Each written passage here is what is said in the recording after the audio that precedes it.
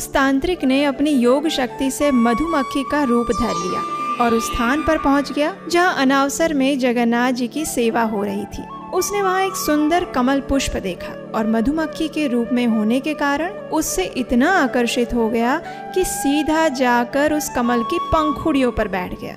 देखते ही देखते वो कमल बंद हो गया और वो योगी मधुमक्खी बनकर उस कमल में ही फंस गया। उसने बहुत प्रयास किया लेकिन सारे व्यर्थ। और फिर उसने क्या किया और कौन था वो तांत्रिक? इसका उत्तर बहुत ही रोचक है। तो चलिए आज जगन्नाथ जी की एक और सुंदर लीला देखते हैं।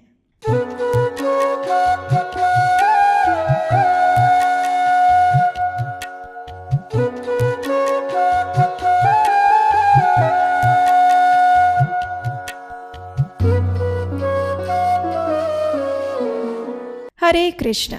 ये बात है लगभग 12वीं शताब्दी की। उस समय भारत में एक बड़ा तांत्रिक योगी रहता था। उसका नाम था करमामगिरी योगी। उसने दिन और रात अत्यंत कठोर साधना करके अनेक सिद्धियां प्राप्त की थी। अपनी साधना को समाप्त करने के बाद अब वो भारत के विभिन्न तीर्थ क्षेत्रों की यात्रा करने लगा। उसने सोचा कि वो अपनी इस यात्रा को जगन्नाथपुरी में भगवान जगन्नाथ जी के दर्शन करने के बाद ही समाप्त करेगा। ये सोचकर वह जगन्नाथपुरी आ गया। उसने मार्कंडेय सरोवर में स्नान किया और फिर जगन्नाथ जी के दर्शन करने के लिए श्री मंदिर पहुंच गया। लेकिन ये क्या, उसने देखा जगन्नाथ जी के मंदिर के द्वार तो बंद है। तभी वहाँ एक पुजारी आ गए। उन्होंने उस तांत्रिक से कहा, अरे योगी बाबा, अभी जगन्नाथ जी बीमार हो गए हैं, इसलिए अब 15 दिन के लिए वे किसी को दर्शन नहीं देंगे। जब वे स्वस्थ हो जाएंगे तभी ये द्वार खुलेंगे, फिर आइएगा दर्शन करने के लिए। ये सुनकर उस तांत्रिक योगी को बहुत आश्चर्य हुआ। उसने कहा, क्या, जो संपूर्ण जगत के नाथ हैं, जिनका शरीर दिव्य और सच्चिदानंद है, उनको ये भौतिक बीमारी कैसे आ सकती है? अरे वो तो परब्रह्म है। ये सारी झूठी मान्यताएं हैं जो आप सबने पाल रखी है। नहीं नहीं नहीं, मैं नहीं मानता। और इन सब अतार्किक बातों के आधार पर जगन्नाथ जी के दर्शन बंद करना अच्छी बात नहीं है। चलो खोलो दरवाजा, मुझे अभी दर्शन करने हैं। तो पंडा ने उत्तर दिया, अरे बाबा, आपको अर्च विग्रह सेवा के बारे में कुछ नहीं पता, इसलिए ऐसी बातें कर रहे हैं। इस समय भगवान की गोपनीय निजी सेवा अंदर में चल रही है। इन 15 दिनों के अनावसर काल में सिर्फ दैतापति पुजारी ही जगन्नाथ जी के पास जाकर उनकी सेवा कर सकते हैं। हाँ, और किसी को अंदर जाने की अनुमति नहीं होती। अगर किसी को जगन्नाथ जी के दर्शन करने हैं तो उसे 15 दिन तक प्रतीक्षा करनी होगी। यही राजा का भी आदेश है और उनकी आज्ञा के बिना हम द्वार नहीं खोल सकते। ये सुनकर करमामगिरी ने राजा से मिलने का निर्णय किया। उस समय उड़ीसा में गंगा वंश के राजा कामेश्वर देव का राज्य था। पुरी से 50 मील दूर सारंगगरा में राजा का निवास स्थान था। करमामगिरी तो पहुंच गए राजा के पास और उन्होंने राजा से कहा,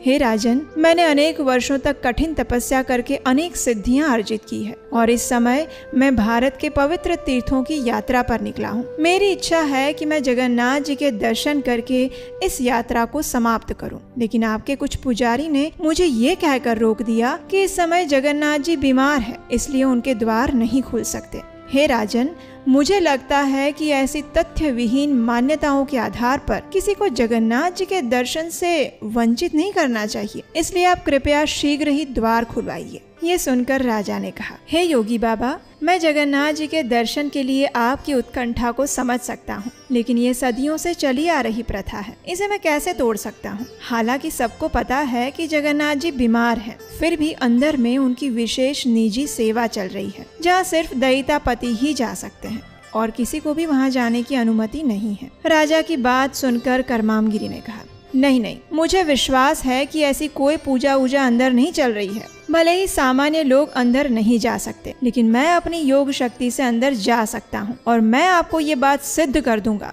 कि अंदर में ऐसी कोई निजी सेवा नहीं हो रही। आप मेरे साथ पुरी आइए और मैं आपको दिखाता हूँ। लेकिन राजा नहीं माने। आखिर अपनी बात को सिद्ध करने के लिए करमामगिरी एक बरगद के पेड़ के पास गए और उस पर चढ़ गए। अपनी योग सिद्धि के बल से वे उस पेड़ पर सवार होकर पुरी की ओर उड़ने लगे। ये चमत्कार देखकर राजा ने सोचा, अवश्य ही ये कोई महान तांत्रिक है।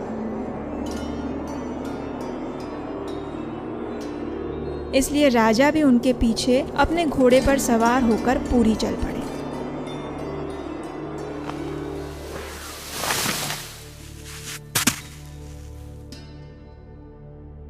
पुरी मंदिर के पास जाकर करमाम गिरी ने एक मधुमक्खी का रूप धारण कर लिया और दरवाजे के एक छोटे से छिद्र के माध्यम से अंदर चला गया। अंदर उसने देखा कि अष्टदल का बना हुआ एक मनोहर कमल पुष्प था और उसके ऊपर एक अत्यंत सुंदर स्त्री बैठी हुई थी। उस स्त्री के प्रति करमाम गिरी को कोई आकर्षण नहीं हुआ, लेकिन क्योंकि वो मधुमक्खी के रूप में था इसलिए कमल को देखकर वो आकर्षित हो गया और वो कमल पुष्प के अंदर जाने लगा। जैसे ही वो कमल के अंदर बैठा वैसे ही कमल पुष्प बंद हो गया और करमाम गिरी उसमें फंस गया। उसने बाहर निकलने के अनेक प्रयास किए लेकिन सारे व्यर्थ।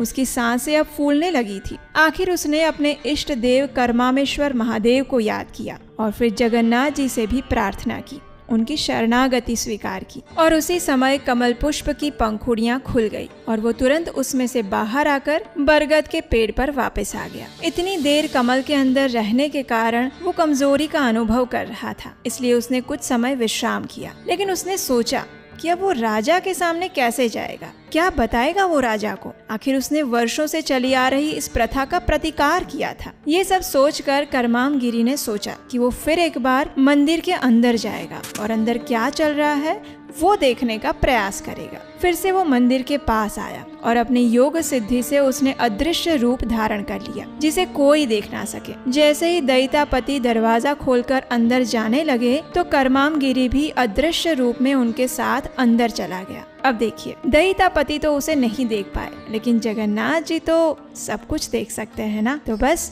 जैसे ही अदृश्य रूप में करमाम गिरी ने अंदर प्रवेश किया तो उसने देखा उसके चारों ओर 8 दिशाओं में 8 सुंदर देवियां उसके आसपास खड़ी हुई थी। वे सभी अत्यंत सुंदर थी और करमाम गिरी के सामने देखकर जोर जोर से हंस रही थी। ये देखकर करमाम गिरी अत्यंत घबरा गया। उसके शरीर पर प्रस्वेद की बूंदें आने लगी और श्वासों की गति तीव्र होने लगी। वो तुरंत उस स्थान से निकलकर बाहर आ गया। उसने तुरंत राजा के पास जाकर कहा, हे राजन, सच में ये श्री क्षेत्र अत्यंत अद्भुत है। आज मैंने जगन्नाथ जी की लीला को स्वयं अनुभव किया। यहाँ पर मेरी सारी तंत्र साधना विफल हो गई। मैं जगन्नाथ जी के अनावसर लीला के रहस्य को ढूंढने चला था, लेकिन इसमें मेरी बुरी तरह से पराजय हुई है। मैं अपनी भूल स्वीकार करता हूँ और आपसे तथा जगन्नाथ जी से अपने अहंकार के लिए क्षमा मांगता हूँ। अब मैं आजीवन इसी पूरी क्षेत्र में रहना चाहता हूँ। कृपया मुझे कोई स्थान प्रदान करिए। इतना कहकर करमाम गिरी ने वो सारी घटना राजा को कह सुनाई जो उसने मंदिर के अंदर देखी थी।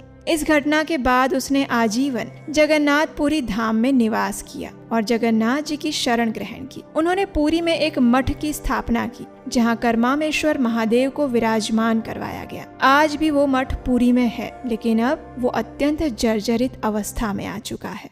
तो ये थी जगन्नाथ जी की एक और सुंदर लीला। कहते हैं ना कि जब तक भगवान की इच्छा ना हो या फिर उनके शुद्ध भक्त की कृपा ना हो तब तक कोई भी व्यक्ति भगवान की विशेष कृपा प्राप्त नहीं कर सकता। हमें आशा है कि जगन्नाथ जी की ये सुंदर लीला आपको अच्छी लगी होगी। अगर ऐसा है तो इसे अपने मित्रों और परिवारजनों को भी शेयर कर दीजिए और खास करके अपने बच्चों को तो जरूर सुनाइएगा। जगन्नाथ जी के गुणगान का प्रचार जितना किया जाए उतना कम है। जैसे आपने अभी ये जगन्नाथ जी की एनिमेशन कथा देखी, वैसे ही हम भगवान श्री कृष्ण की बाल लीलाओं पर आधारित एनिमेशन कथा श्रृंखला भी लेकर आ रहे हैं। हमारे इस प्रोजेक्ट का नाम है कृष्णायन। इसमें हमने श्रीमद् भागवतम पुराण से यथारूप में भगवान की बाल लीलाओं को एनिमेशन फॉर्म में प्रस्तुत करने का प्रयास किया है, जिसके कुछ क्लिप्स अभी आप स्क्रीन पर देख रहे होंगे। ये ऐसी कथाएं हैं जो आप और आपके बच्चे बिना किसी चिंता के एक साथ बैठकर देख सकते हैं। इससे वे भगवान श्री कृष्ण के साहस